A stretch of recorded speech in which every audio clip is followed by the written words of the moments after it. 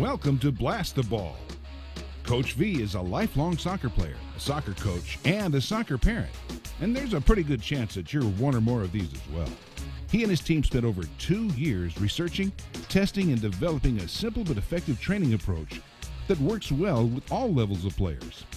So sit back and enjoy the ride. Now, here's Coach V. Welcome to Blast the Ball, a soccer. And while we train hard and we keep the training sessions short, they like to have fun. And this is how you do it. Teach them a basic skill, then transition over to something fun that relates to it. All good coaches do this. They start with the drill, they start with the basic skill, put it into some kind of a drill, and then move it forward into a game setting. This is just wonderfully fun for them.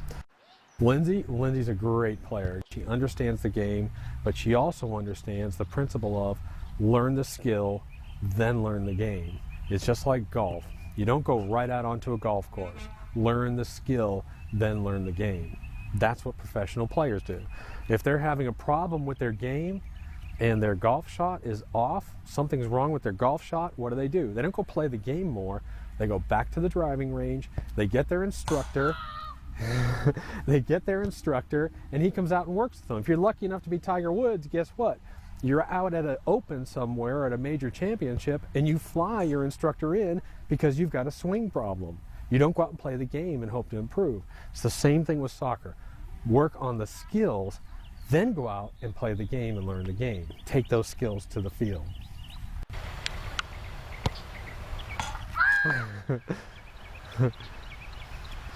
Kids will be kids. The evolution of a soccer kick. To move forward and improve, we must examine where we are and where we came from. If you're working with younger players, you will definitely recognize some of these kicks we're about to show you. I want you to focus on 3 things. First, most of the players don't load their leg heavily, meaning they don't have a large backswing. They simply kick the ball from a normal stepping or running stride. Next, notice that their toe is forward on many of the kicks and it strikes the ball. Then, watch how hard they push their leg through the ball versus allowing it to impact the ball in a natural swing and release. What do I want you to learn from the evolution of a soccer kick that we learned from the evolution of a soccer kick? It's pretty simple, that young players and even advancing players simply take their natural swing path, they take a walk and the ball gets in front of it. They step and they kick. Even if they're running, they do the same thing. Now, as they advance, you're going to see they try and kick harder, and you're going to see this motion. And that's how they kick a ball. They actually force it out with their foot, thinking that's going to be more. Identify those problems and we're going to help you fix them. Parts of the soccer ball. It's critical that soccer players not view the soccer ball as a single object. We need to view the ball as being 5 pieces or sections. The ball should be viewed as 5 separate pieces. The upper half of the ball is struck when we want the ball to go low. The lower half is our focus when we want the ball to go high. Striking the ball on the right side will deflect the ball left. Likewise, striking the ball on the left will deflect the ball to the right. Striking the ball on the very center will send the ball on a straight path with little spin or deflection. Try and focus only on one sector at a time. Great strikers know exactly where they want to strike. They stare at it and they hit it most of the time.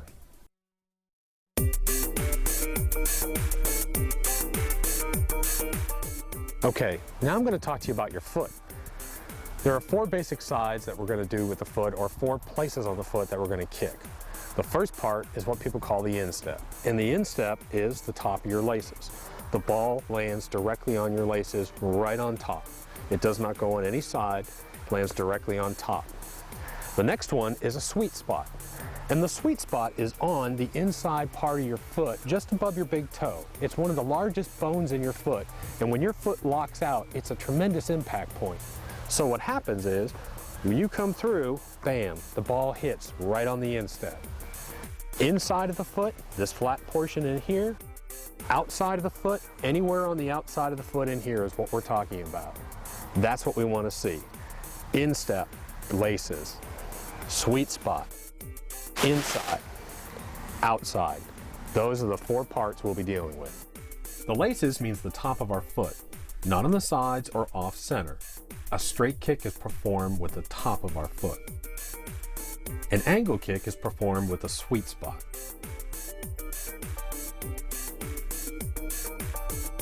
The inside and outside of our foot is pretty self-explanatory.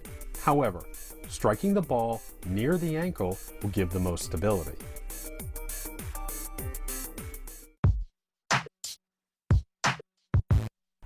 There's a bunch of misinformation about what happens to your eyes during a soccer kick, so we're going to clear that up right now.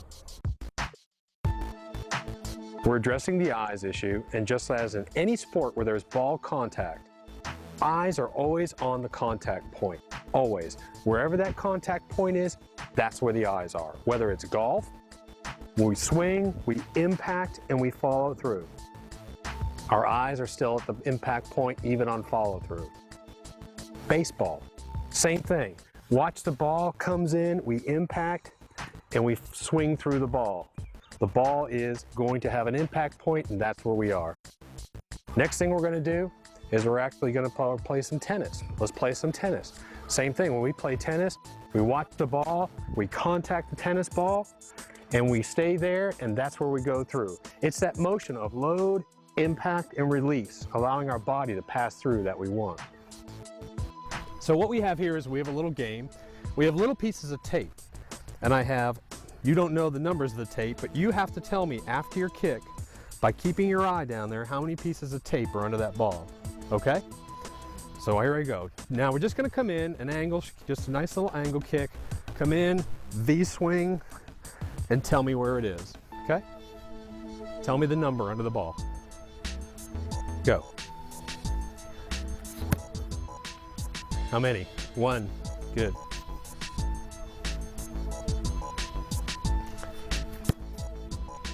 2. Good.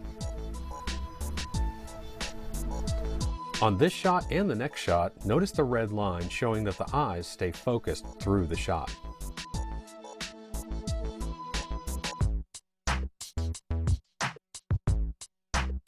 Take a look from a shooter's view. We take a quick peek at our target, then our eyes stay focused on the ball. They stay focused all the way through impact and into the follow-through.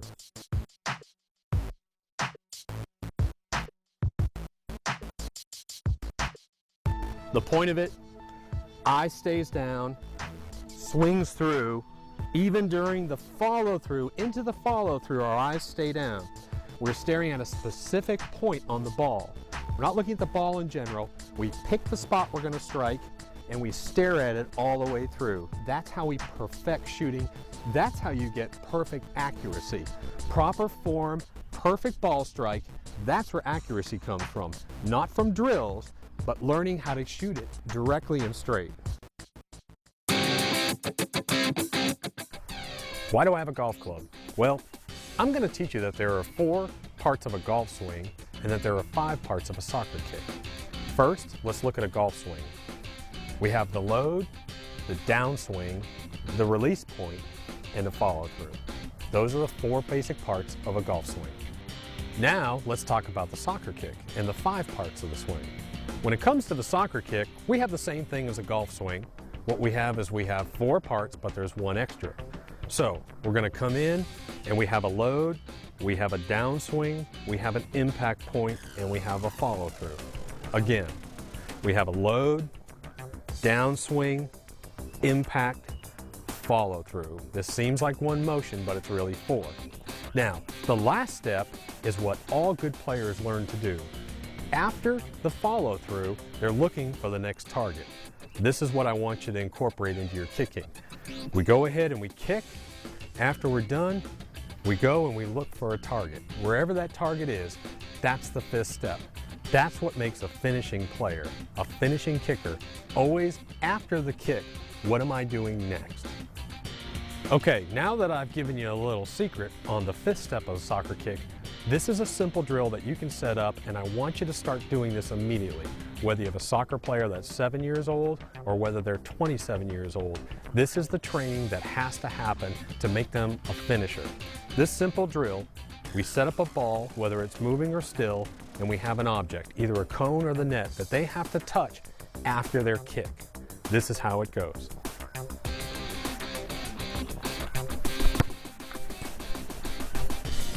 That one little step, that one little extra fifth part of the soccer kick will make a player such a great finisher when it comes to kicking. All the time we see a player, they come in and what do they do after the shot? They stop and they watch. We don't want them doing that. What we want to do is after the shot, move, reposition. Reposition somewhere else, either for your follow-up or for someone else's. Now we're going to talk about the athletic motion. And what I mean about the athletic motion is just simply that. What's the average athletic motion? When you look at baseball, and you look at tennis, and you look at golf, the entire body loads, and it comes through, and it goes into the follow-through. We're going to show you professional players doing this movement, and I want you to watch their bodies. And what I want you to watch for is I want you to watch their whole body is loaded back, loads back. As they come through, the whole body comes through, and then the whole body releases. I want you to look for that motion in these shots. I want you to stay focused on the body from the waist down. Because it's a kicking motion, the lower portion of our body will produce the load, release, and follow through in one athletic motion. Notice the entire lower body, including the torso, hip, leg, and foot, all swing through the entire shot in one large motion.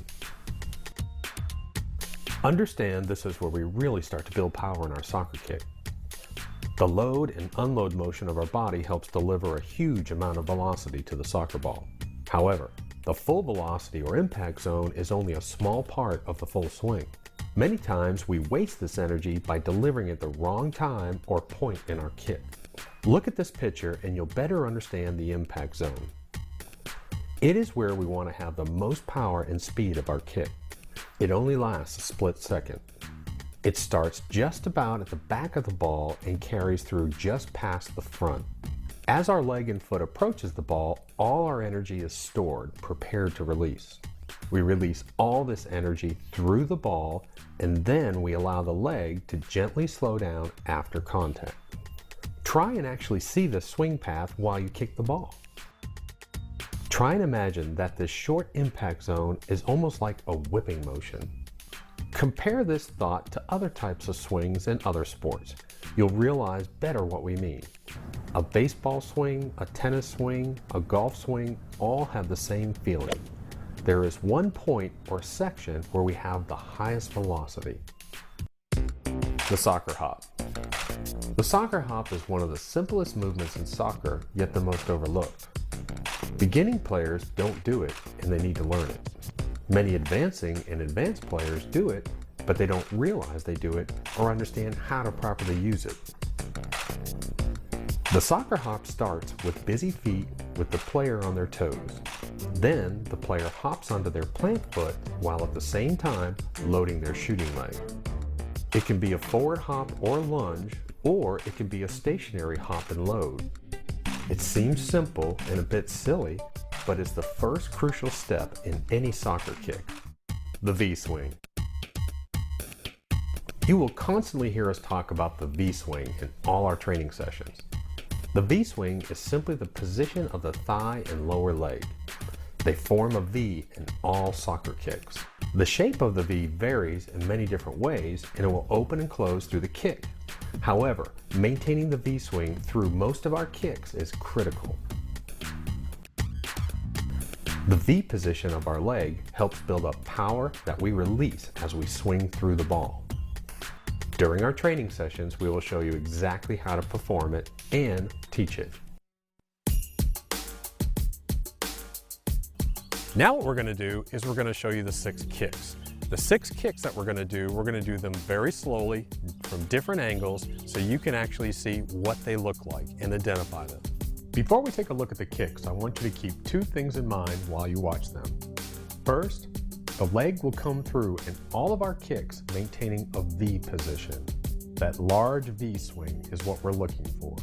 Second, I want you to notice the position of my ankle and foot at the end of my backswing. Before the foot comes forward, it'll be locked and ready to strike the ball in the position I want. The straight kick. The straight kick is exactly what it sounds like. The leg comes straight back and goes straight through. There is no angle approach on this kick. The ball is kicked with the very top of our foot directly on the laces.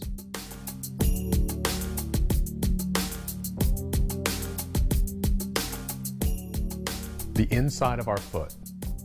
Again, just like it sounds, we strike the ball with the inside of our foot. Notice we have a V position, but the knee and V are pointed outward throughout the entire kick.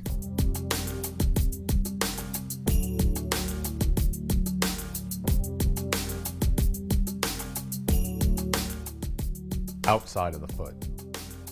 The outside of the foot swing path is much like the straight kick, straight forward and straight back, although we strike the ball with the outside portion of our foot. This is one of the only kicks that we might be actually facing away from the ball at a slight angle.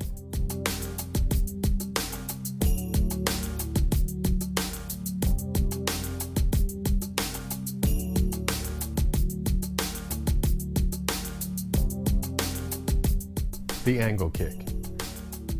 The angle kick has more of an outward swing to it. The leg comes from behind us, comes down, it strikes the ball, and then has a tendency to swing back in front of us. Now, we're striking the ball with the sweet spot, just above the large toe.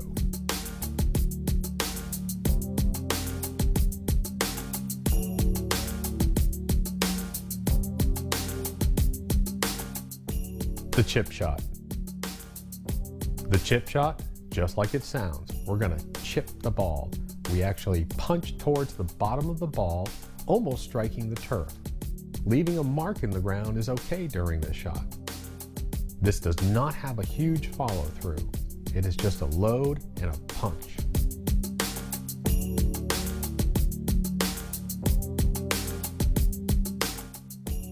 The volley shot. Now remember, the volley shot can be performed with any portion of the foot. We're simply going to show you a straight volley with the laces on this shot.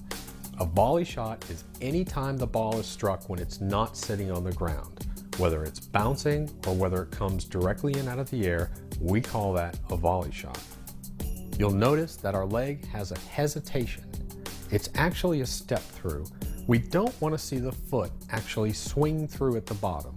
We want this to be a step through.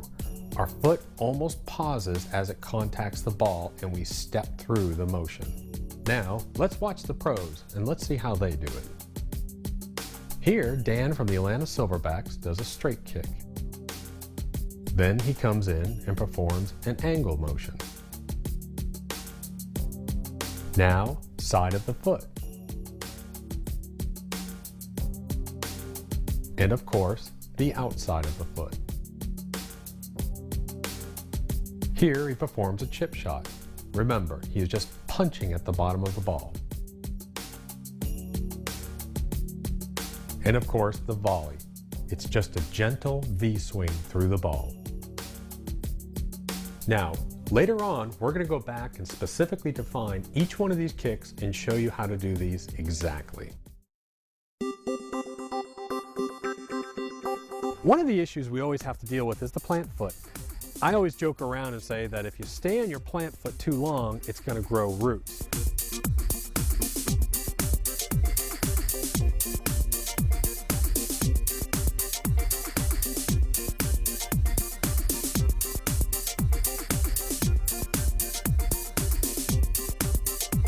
We like players to stay very light. Leave the plant foot. And there are several ways we can do this. We're going to show you one drill in just a minute, how we step over a line after a shot. But the first thing I want to do is I want to show you what can happen when you go wrong with this. Two still balls. I'm going to show you a plant foot growing roots and then a plant foot being light the way that it should be done. I'm just exaggerating these kicks in slow motion so you can see them, but I think you'll get the drift of this. Normally when a player kicks a ball, they start to, especially as they get older, they have a tendency to put a lot of weight and even lean back and stay on that foot. And we want them to leave it. So let's do it wrong and show you how they do it.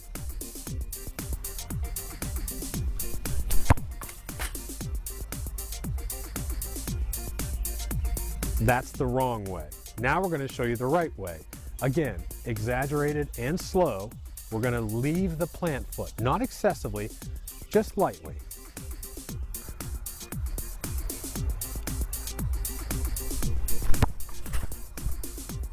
There are several things you can do to help a player start to leave that plant foot.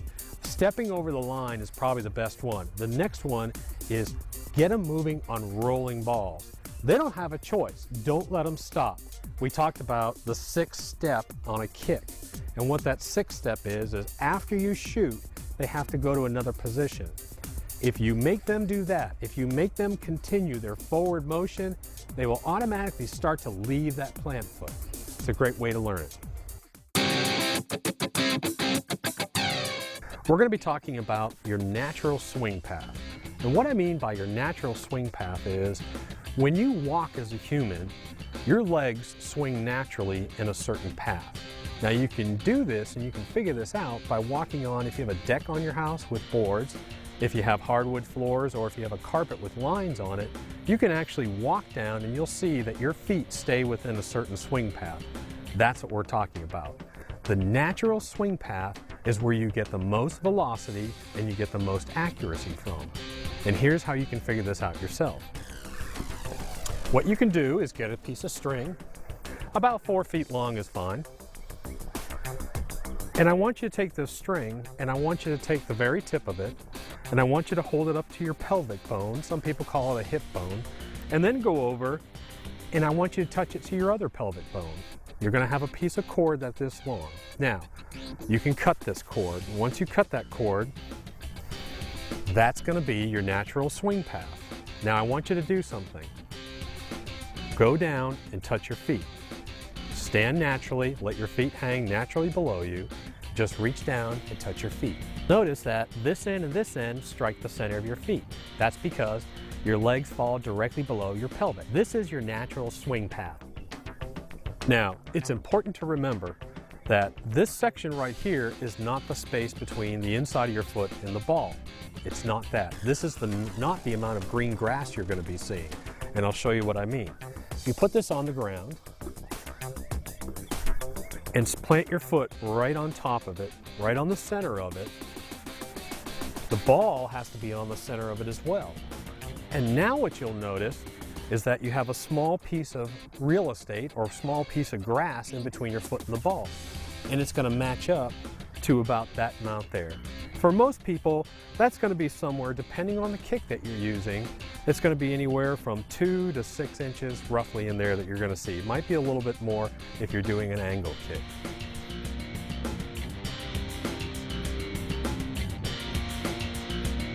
Now I'm going to show you another way to double check this yourself and to find your own specific swing path distance. What you're going to do is you're going to take a piece of rope, put it on the ground,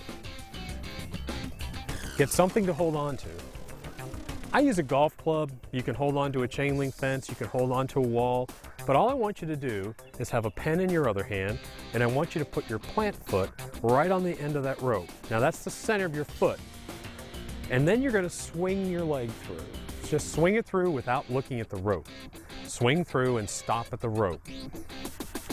Go down and mark the rope.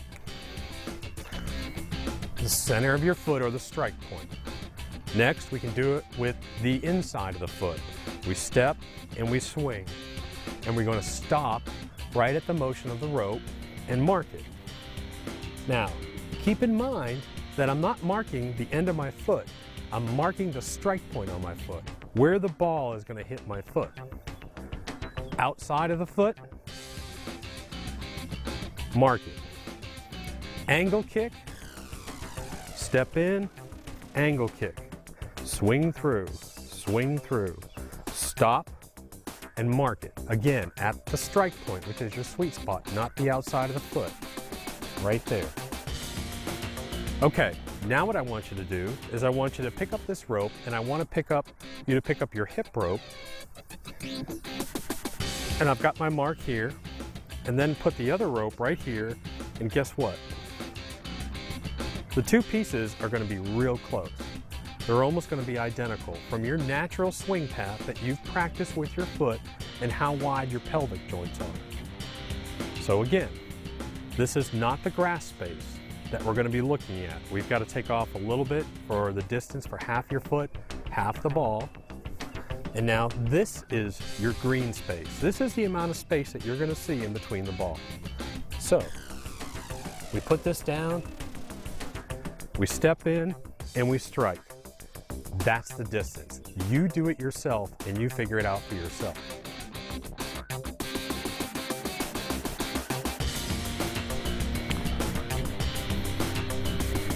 Okay, now I'm going to do 2 shots. Wrong shot, right shot. Wrong shot, I'm going to be stepping my plant foot far away from the ball, and then on this one I'm going to be planting it the right way.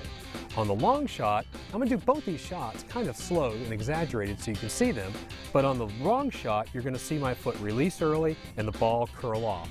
The right shot, even though it'll still have some spin because it's an angle shot, you're going to see the ball go in more of a straight trajectory with more power.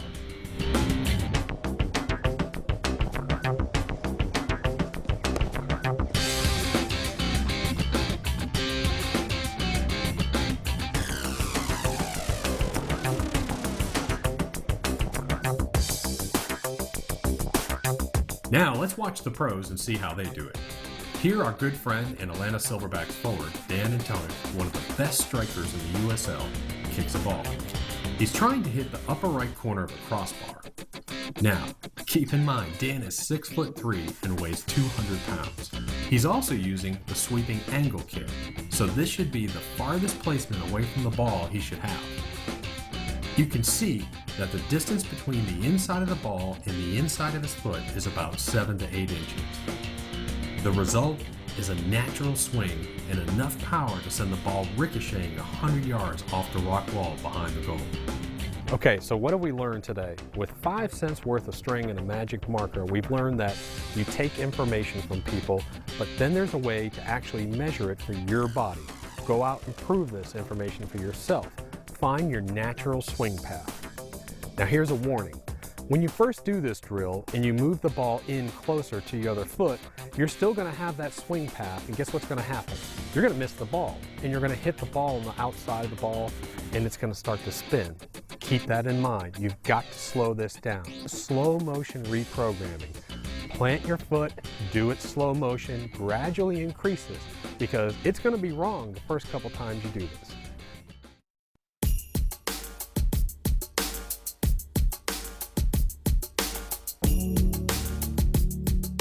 Now we're going to talk about accuracy, and this is my favorite subject because we don't deal with it. Accuracy comes from proper form. Let me ask you this, bud. Have we ever worked on accuracy drills or target shooting? No. Never. We have never done it once. We have done absolutely never, ever done an accuracy or target drill. And I'm going to show you something. What we're going to do is I've got, how many balls? I've got 5 balls here. And what I want you to do, buddy, is I want you to come up, take one peek at the right corner, and just kick it to the right corner. Come back, kick another one, come back, kick another one. Got it?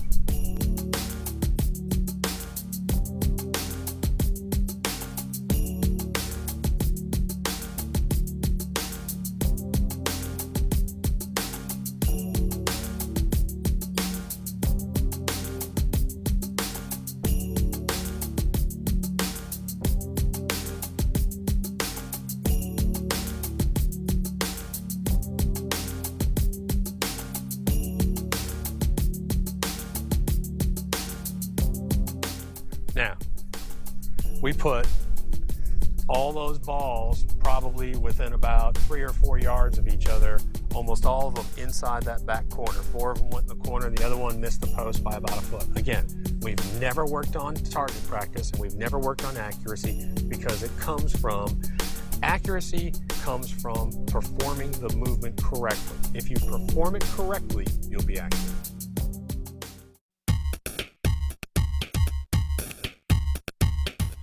Why a ball curves? It's interesting. It involves a lot of science, and we're going to try and keep it simple for you without sounding like a bunch of professors sitting around with a soccer ball. But to do this, we're not going to use our small training ball. We're going to go to Big Brother. And old Big Brother's, he's going to help us out, and he's going to help us understand why a ball curves better. Let's try and keep this simple for you. There's a bunch of scientific information that goes along with this, but I'm just going to deal with the factors that really matter to you as a soccer player. What I want you to think about is as a ball travels through the air, it's really traveling through fluid. Air technically is fluid. And there's particles in the air, and there's all kinds of things floating around. And as it goes, if a ball is spinning, those things also come off to the side. So the ball is going through the air, and the air is spinning, and these little particles are actually coming along as a ball spins.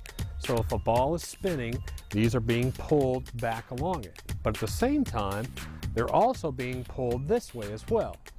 Now let me show you exactly what happens. As a ball is spinning this way, these particles come and they get stacked up on this side. So in other words, all of this particles, or pressure as we'll call them, the pressure builds on this side because the ball is pushing them this way. The ball is spinning this way, and the pressure is building here. You'll notice that there aren't any boxes over here or particles because they're being pulled away. They're being pulled. There's nothing over here. There's no pressure over here. So they're all coming around. They're being stacked up over here. Well, if you have pressure built up over here, which way is the ball going to turn? It's going to want to go to the side with no pressure. We have our boxes stacked over on the right side, so that means that the ball is turning which way? From right to left. It's turning this way, pressure is building here. High pressure, low pressure, ball is going to turn towards low pressure. However, if you kick a ball very fast, something else happens. There's another wall that forms in front of it. This is called a turbulent phase. You can get the impression of this if you move your hand back and forth. You can sort of feel air going over it, and the faster you go, the more air you feel. Well, imagine sticking your hand out the window at 50 miles an hour or 60 miles an hour out of a car. Your hand gets pulled back. There's a ton of pressure. There's a big wall that builds up in front of it. The same thing happens to a soccer ball. If the ball is traveling very fast, it goes into a phase called its turbulent phase. And the turbulent phase puts a wall of pressure all in front of the ball. And so what happens is the effect of the pressure and no pressure doesn't take effect on the ball. It doesn't have any effect. That's why you'll see a ball go straight out when it's kicked hard, even though it's spinning, and at the last minute, it has a tendency to turn in.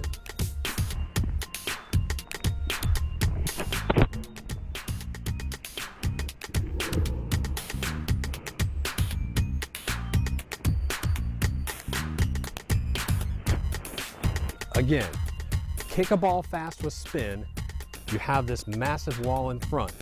It overrides the low pressure and high pressure.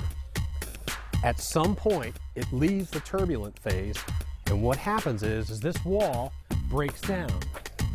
When that wall breaks down, now the difference in pressure can take effect. Traveling fast, the wall is up. It goes straight. As it slows down, the front wall breaks down, the opposite pressure takes effect, and it'll start to bend. So what does that tell us?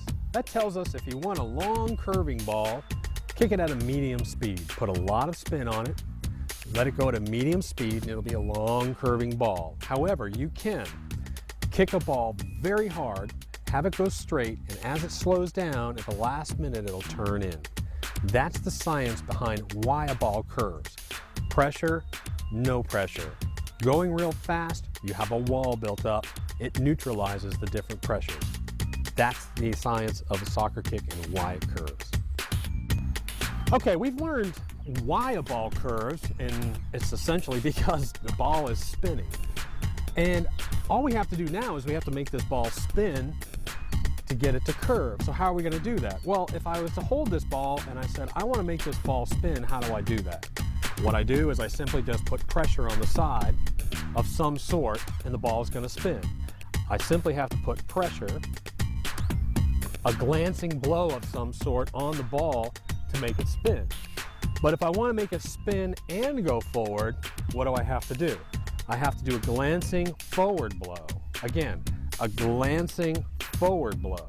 The ball will go forward and it will spin at the same time. Now there's two things for this. Of course, torque, which is friction, and then an off angle or off center impact will also cause the ball to spin as well. So what we're going to do now is we're just going to just demonstrate a couple different ways to actually spin that. So we approach from an angle, we strike the ball, and we allow our foot to actually go on an angle or a path that's outside of where we want to actually go. So when we come in and we strike, the ball will actually go forward and spin. And we can do that with any kick. We can do it with an angle kick. We can do it with inside of the foot. A lot of shooters that you see when it comes to free kicks now, they hop in and they strike the ball with the inside of that foot and sort of scoop it and put that spin on it. You can also do it with a straight kick. You come in with a straight kick and just kick off center of the ball slightly. You will then put torque and you will deflect the ball slightly and the ball will spin. Now remember, we talked about if you kick hard, the first distance while the ball's traveling fast, the ball's going to do what? It's going to be straight. It's not until the ball slows down, until that pressure difference builds up, that the ball will actually curve. So don't try and kick a real hard ball and expect it to turn in. It's a medium kick. Or you can kick it hard if you want it to go straight and then curve at the end.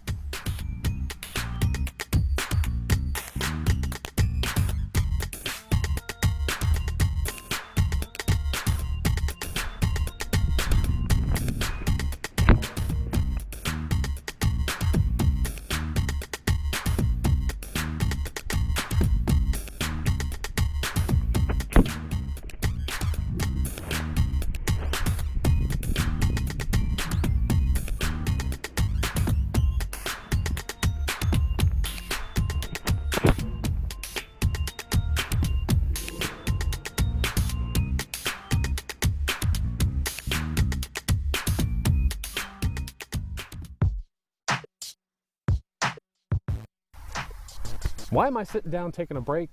It's because I'm about to talk about ball flight. And let me tell you what, ball flight is a subject I'm not looking forward to because it's so complex. And for the longest time, we tried to figure out how do we put this into a perspective where all players could understand it, even young players. But there's a lot of science involved with it, and we had to figure out a way to make you grasp this concept. And that's what we're going to do right now.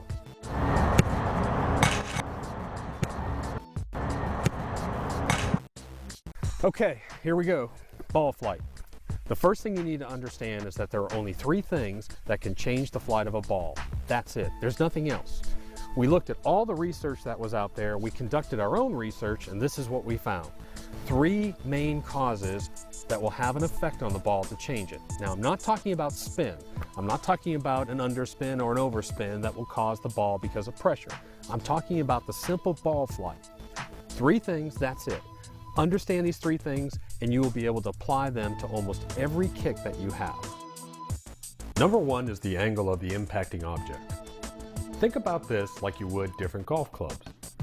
The more upward angle on a golf club, the higher the ball will go. If the ball is struck with a flat object, the ball will go straight. If the ball is struck with an object facing upward, the ball will go up, much like a pitching wedge in golf. If the ball is struck with a downward facing object, the ball will go down. Second is the center or off center impact. If the ball is struck in the center, the ball will go straight. If the ball is struck at the bottom, the ball will deflect up, much like a pop fly in baseball. If the ball is struck above center, the ball will deflect down. Number 3, swing angle. If the ball is struck in the center of the swing circle, the swing angle will be neutral or flat and the ball will go straight. If we catch the ball on an upward swing angle, the ball will follow this path and travel upwards. If the ball is struck on a downward swing angle, the ball will follow and travel downwards. Now this is where you can get a little confused. We're going to watch Mac do a chip shot. At first, it appears the ball is going to be struck with a downward angle. However, If you look closely, you'll notice that his foot creates a wedge shape which contacts the bottom of the ball. This causes the ball to rise quickly.